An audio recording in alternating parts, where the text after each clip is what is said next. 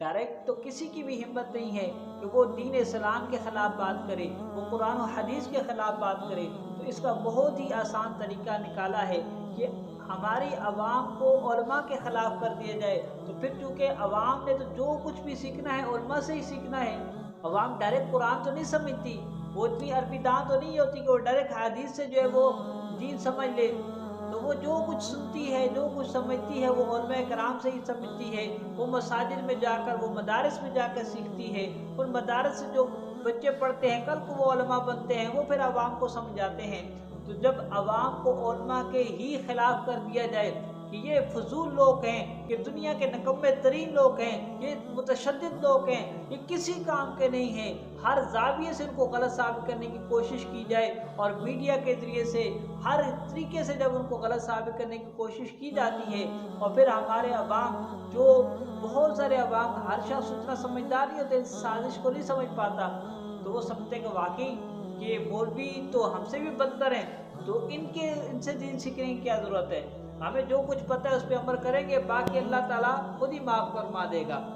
اب آپ اس بات سے اندازہ لگائیں کہ جو مولوی صرف اللہ اللہ کرے، مسجد اور مدرسے میں رہے، تو کہتے ہیں کہ دنیا چاند پہ پہنچ گئی ہے، اس مولوی کو مسجد اور مدرسے فرصت نہیں ہے، یہ مولوی، ان مولویوں کی وجہ سے ہم ترقی نہیں کر پا رہے، کہ دنیا کتنی ترقی کر گئی اور یہ ابھی تک مسجد میں گھسے ہوئے ہیں، یہ ابھی تک مدرسے میں لگے ہوئے ہیں، تو یہ اسی وجہ سے ہم لوگ ترقی نہیں کر پا رہے۔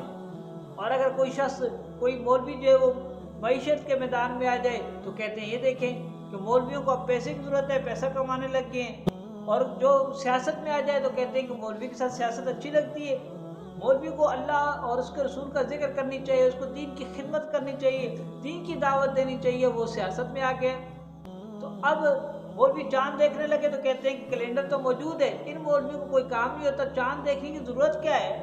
جو کوئی کام بھی کرے گا، مولوی اچھا کرے گا تو وہ بھی برا ہے، مولوی برا کرے گا تو وہ تو پہلے سے ہی برا ہے۔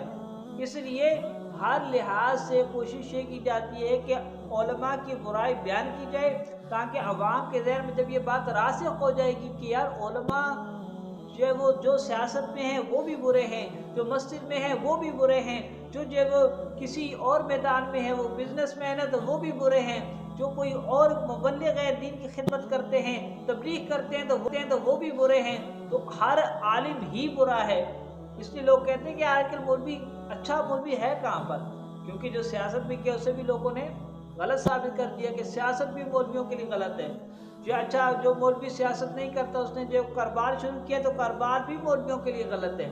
اچھا مولوی جو ہے سب کچھ چھاڑ کے اللہ اس کے رسول کا ذکر کرنے لگا، لوگوں کو دین کی دعوت دینے لگا، تو وہ بھی جاہل ہے، نکما ہے، اور دنیا کا جو ہے وہ سست ترین انسان ہے کہ دنیا کہاں پہنچ گئی، دنیا تو چاند پہ بیٹھی ہوئی ہے، اور یہ صاحب ابھی تک مسجد کے جو ہے وہ مصلی پہ بیٹھے ہوئے ہیں۔ جب ہر طریقے سے مولوی کو غلط ثابت کرنے کی کوشش کی جاتی ہے، تو پھر ہماری نئی نسل ہے، ان کو یہ سمجھ نہیں آتی کہ یہ مسئلہ کیا ہے، تو وہ سمجھتے ہیں ہاں واقعی بات جو ہے کہ مولوی نکمے ترین ہیں، کہ ان کو کچھ نہیں آتا، وہ کسی کام کے نہیں ہیں، تو پھر ہم ان سے کیا سیکھیں؟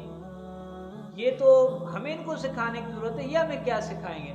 اسی وجہ سے وہ عوام جو ہے جن کو اپنے علماء سے سیکھنا چاہیے، وہ اپنے جو علماء سے دور ہوتے چلے جاتے ہیں، اور پھر یہ جو دین کی تبلیغ ہے اس میں کافی اثر پڑتا ہے۔ اس لیے آپ سے گزارش ہے کہ جب بھی آپ کے سامنے کوئی علماء کی برائی کرے، وہ کہے کہ یار مولوی کو سیاست سے کیا کام؟ تو کیوں؟ سیاست کس دنیا سے باہر کی چیز ہے؟ کیا سیاست دین سے باہر کی چیز ہے؟ کیا دین میں سیاست نہیں ہے؟ کیا اس دنیا میں سیاست نہیں ہے؟ جب دین میں بھی سیاست ہے، دنیا میں بھی سیاست ہے، تو پھر جو علماء اس دنیا میں بھی ہیں، اس دین میں بھی موجود ہیں، تو جب تک وہ زندہ رہیں گے تو ان کی سیاست کرنا کیا برائی ہے اس میں؟